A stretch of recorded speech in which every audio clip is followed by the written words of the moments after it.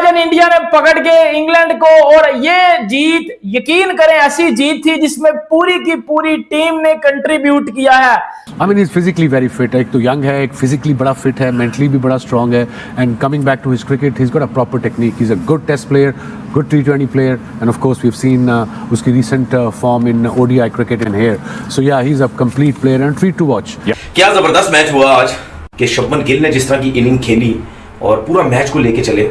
देखिए इसमें कोई दो राय नहीं है, मतलब कॉन्फिडेंस लेवल भरा हुआ उसके अंदर, अपना नेचुरल गेम खेलते हैं, फोकस है, वो एक माइंड है, जाना है नए बॉल पे अटैकिंग क्रिकेट खेलनी है, रन्स करने हैं, ठीक है, जो कि आज हमें नजर भी आया। फिर उसके बाद सिचुएशन के हिसाब से खेले, नीचे नीचे खेले, कोई जल्दबाजी नहीं हो रही थी। गिल बहुत अच्छा खेले और जिस तरह से वॉशिंगटन सुंदर और अक्सर ने इस मैच को फिनिश किया है, जितनी तारीफ की जाए कम है। आज क्या जबरदस्त मुकाबला, क्या मैच हो रहा है और इंडिया ने कैसे कंट्रोल बनाया है। What a brilliant performance by Shubman Gill once again. Captain knock जी लीडिंग ऑफ द फ्रंट, ये वो जुमले जो आपने दुनिया में हर जगह सुने होंगे। व्हाट अ परफॉर्मेंस, मतलब क्या खेला है। और शुभमन गिल की बात करना इसलिए जरूरी है कि इंडिया परसिस्ट कर रहा है शुभमन गिल के साथ, ना सिर्फ कॉन्फिडेंस दिखा रहा है, बैक भी कर रहा है उनको, और उनका बल्ला काफी अरसे से खामोश था, लेकिन ये इनिंग उनको बिल्कुल कॉन्फिडेंस देगी। जहां पे भारत को उनकी जरूरत थी, शॉर्ट बॉलिंग पे टारगेट करना चाहा जब ये दो प्लेयर खेल रहे थे, श्रेयस अय्यर को भी और शुभमन गिल को भी। अगर आप इनके सारे चौके देखेंगे वो शॉर्ट बॉलिंग पे मारे। आई थिंक शुभमन गिल खाता क्या है? नहीं, ये शुभमन गिल क्या खाता है? मैंने वो बॉब्सी द किंग को भी खिलाना है, मेरे घंटे के किंग को भी मैंने वो चीज खानी है। शुभमन गिल खाता क्या है? जिनको घंटे के किंग है वो शुभमन गिल को देख ले। तो अप्स एंड डाउन्स इंग्लैंड की इनिंग में हो रहे थे ना, कि पहली विकेट 61 पे गिरी है, फिर 80 पे 5, और क्या जबरदस्त कमबैक, स्ट्रॉन्गली कमबैक। ऐसे कमबैक मेरे ख्याल से वो टीमें करती हैं जिनको बिलीव हो, अगर अपने पे बिलीव हो, मैच हारे हुए हैं, और इंग्लैंड की कंडीशन में इंग्लैंड की टीम के खिलाफ ऐसे कमबैक करना, ये तो वन साइड मुझे लग रहा है। मार खा रहा था, आज उसको बुमराह ने बताया कि ये लाइन है, उस लाइन पे उसने बॉल करनी शुरू कर दी, वो भी अच्छी कर रहा था। exactly. ये होता है सीनियर प्लेयर का फर्क, जो मैं आपको कह रहा था कि बुमराह दरमियान में आएगा तो ये ऊपर नीचे वाले बॉलिंग भी ठीक करना शुरू कर देंगे, उसकी प्रेजेंस का फर्क आता है। इसी तरह कोई स्कोर नहीं किया कोहली ने, कोई स्कोर नहीं किया रोहित ने, टीम नजर आनी शुरू हो गई कि दो बंदे खड़े हैं अंदर। बिल्कुल वही श्रेयस अय्यर, मैंने आपको क्या कहा था, वो कम्प्लीमेंट्री प्लेयर हैं सारे ये। आज भी देखें वो कम्प्लीमेंट्री रहा, जब तक वो शुभमन गिल साथ खेल रहा था। हालांकि श्रेयस अय्यर ने शुभमन गिल से क्रिकेट ज्यादा खेली हुई है, लेकिन शुभमन गिल साथ बारी ले रहा था। ये कोई आसान बात है कि मतलब आपके सामने रोहित शर्मा खेल रहा है और साथ आप उसके खेल रहे हैं और चौके मारे हैं उसने, को मजा आया, कोई नशा दिया उसने, इतना लुत्फ दिया। मैं तो आपको पता है वैसे उसकी क्रिकेट का दीवाना, तो क्या क्या उसने शॉट्स मारे हैं, क्या कवर्स मारी हैं, क्या उसने वो मतलब मिड विकेट पे वो अपनी फ्लिकें मारी हैं, मजा आ गया। तो इट वाज वंडरफुल क्रिकेट। मुश्किल होता है किसी भी टीम के लिए 4-0 के बाद उठना, जीतना। सीने ठीक है, रोहित ने नहीं किए हैं, विराट कोहली ने रन नहीं किए हैं, लेकिन बुमराह का एक प्रेशर तो नजर आया है ना। उसने जो बॉलिंग की है, जबरदस्त बॉलिंग की है। उसके बाद अक्षर देखे मुश्किल में था, फिर बीच में आके उसने 4 आउट कर दिए, जहां पे 310 320 हो रहे थे, 258 पे टीम आउट कर दी है। और गुरनूर बरार आप देखें कि पहले ओवर में 16 रन हो गए, 2 छक्के लग गए, अग्रेशन भी नजर आया, फिर 2 आउट कर दिए।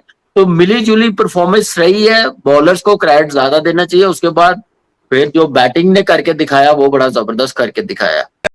मतलब आप ऐसा नहीं बोल सकते कि यार इस प्लेयर के सर पे इंडिया जीती है, या यार इंडिया बॉलिंग के बलबूते पे जीती है, या यार इंडिया बैटिंग के बलबूते पे जीती है। इंडिया ने, चाहे आप बॉलिंग की बात कर लो, चाहे आप फील्डिंग की बात कर लो, चाहे आप कैप्टनसी की बात कर लो, चाहे आप बैटिंग की बात कर लो, मतलब इंडिया को आज के मैच में आप 10 आउट ऑफ 10 नंबर दोगे।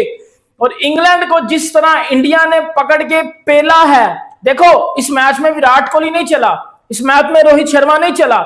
हम लोग सारे एक बात कर रहे थे कि यार जब विराट कोहली और रोहित शर्मा आ जाएंगे ना, तो ये इंग्लैंड की टीम कुछ भी नहीं है इंडिया के सामने। लेकिन अच्छी बात ये है कि विराट कोहली रोहित शर्मा तो नहीं चले, ये तो बुरी बात है, लेकिन फिर भी अच्छी बात ये है कि उनके बगैर चले इंडिया ये मैच वन साइडेड जीत गया।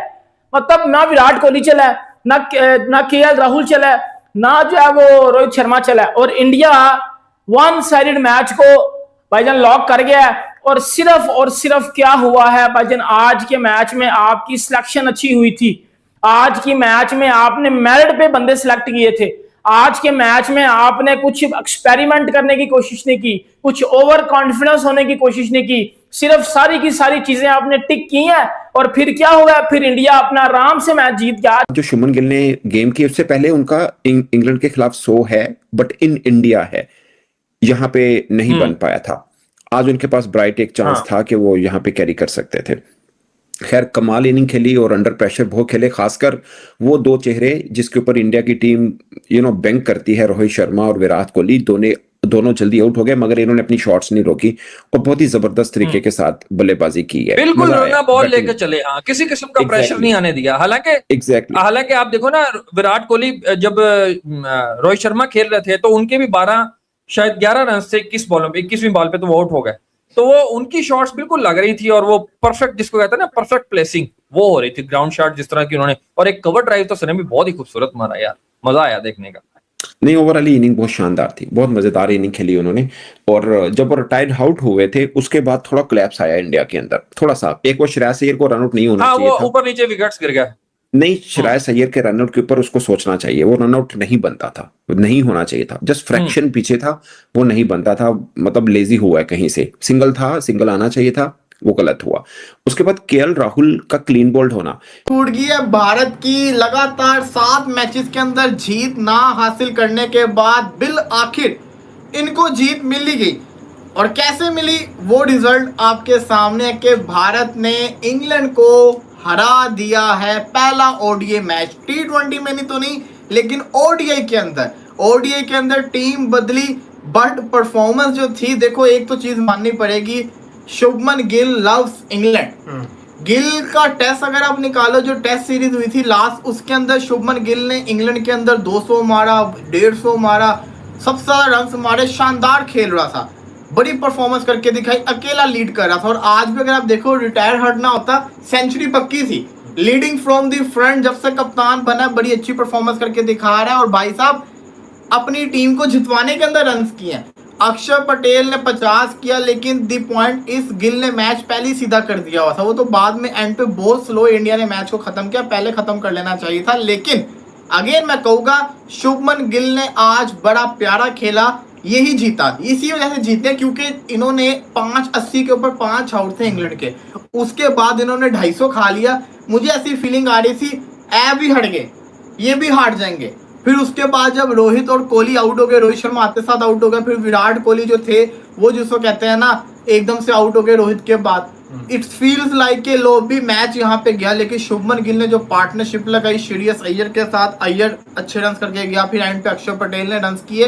तो भारत के ये प्लेयर हैं कि व्हाइट बॉल क्रिकेट में रुकने का नाम ही नहीं ले रहे। रोज एक नया लड़का नजर आता है कि जो कि ऐसी इनिंग खेलता है कि जो भारत को ऐसी सिचुएशन से निकालता है कि जहां पे भारत ऐसा लग रहा होता है कि एक विकेट और गिरा तो भारत शायद गिर जाए। लेकिन इस तरह के over the years players Bharat ने प्रोड्यूस कर रखे हैं कि उनको किसी एक या दो प्लेयर्स के आउट होने से फर्क पड़ता नहीं है। जिस तरह आज के मैच के अंदर बात करेंगे, इन वहां पे 2 जवान प्लेयर, उनके 2 फिट प्लेयर शुभमन गिल और अय्यर, इन दोनों की और रन्स की पार्टनरशिप ने भारत की डूबती हुई किश्ती को थोड़ा सा सहारा दिया और वहां से उन्होंने मैच इस तरह का अपने हाथ में पकड़ लिया कि उसके बाद इंग्लैंड को बिल्कुल अंदर आने का मौका मिला नहीं है।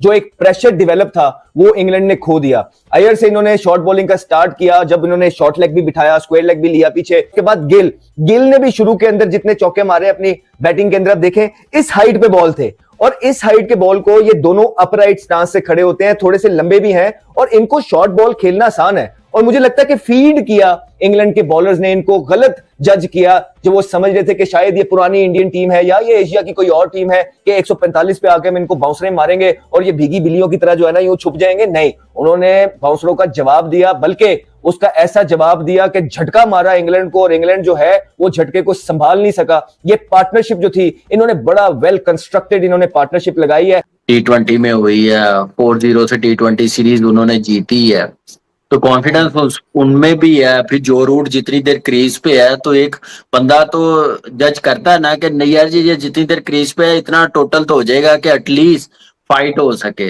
तो वो जो रूट ने अपनी क्लास दिखाई, फिर लियम डॉसन ने जैसे बैटिंग की है नीचे से आगे। भाई असली काम लियम डॉसन का है। जो रूट तो खड़ा भी रहता तो इतने रन नहीं बन पाते। लियम डॉसन की आज तक एक 50 नहीं थी, 10 की एवरेज है वनडे में, और 68 की है। ब्रिलियंट। आप बिल्कुल ब्रिलियंट नॉक, वो किसकी वजह से? जो रूट की वजह से ना। उसने एक एंड अपना एंड संभाल के रखा है। एक senior player, world class player, वो उसके साथ था।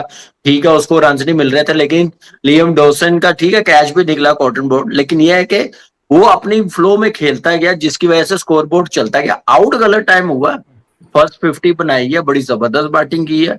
जो रूट की लास्ट 4 इनिंग्सों में 100 है, 3 50 है, कितनी बड़ी बड़ी इनिंग्स खेली।